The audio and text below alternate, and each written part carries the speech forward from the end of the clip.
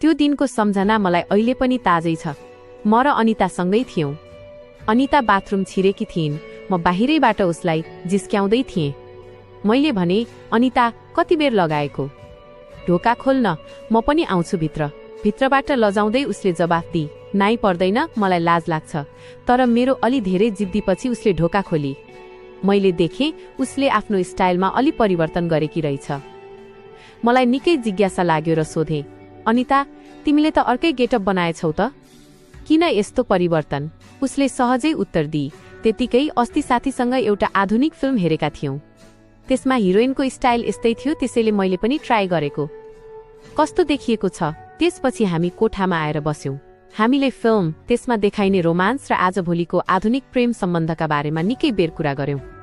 अनितालाई कतिपय कुराहरू मन परेका थिए भने कतिपय कुराहरू अलि अनौठा र चुनौतीपूर्ण लागेका थिए।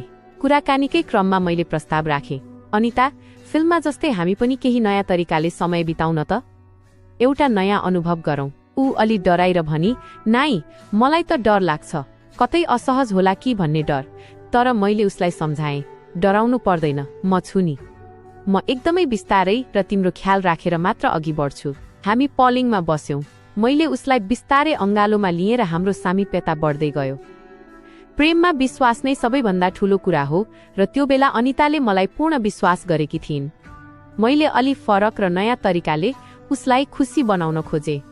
उसलाई सुरुमा अलि असहज भयो, उसले केही बेर नाइ नाइ पनि भनी। तर जब प्रेममा दुई आत्माको मिलन हुन्छ तब सानातिना डरहरू हराएर जाँदा रहेछन्। मैले भन्दै गएँ, अलि सहन गर डार्लिङ, त्यसपछि त खुसी मात्र हुनेछ।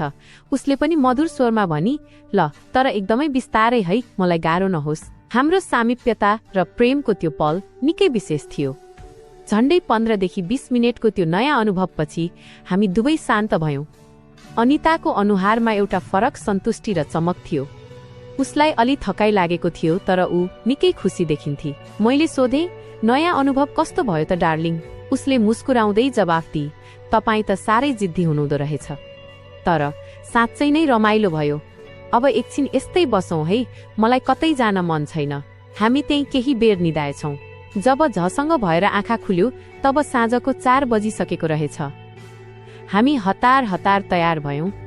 मैले उसलाई बानेश्वर पुर्याइदिएँ र म आफ्नो बाटो लागेँ। त्यो दिन हाम्रो सम्बन्धमा एउटा नयाँ उचाइ र गहिरो सामिप्यता थपिएको महसुस भयो। यो एउटा प्रेम र विश्वासको कथा थियो। तपाईलाई कस्तो लाग्यो? यस्तै अन्य कथाहरू सुन्नका लागि हाम्रो च्यानललाई सब्स्क्राइब गर्न नभुल्नुहोला। धन्यवाद।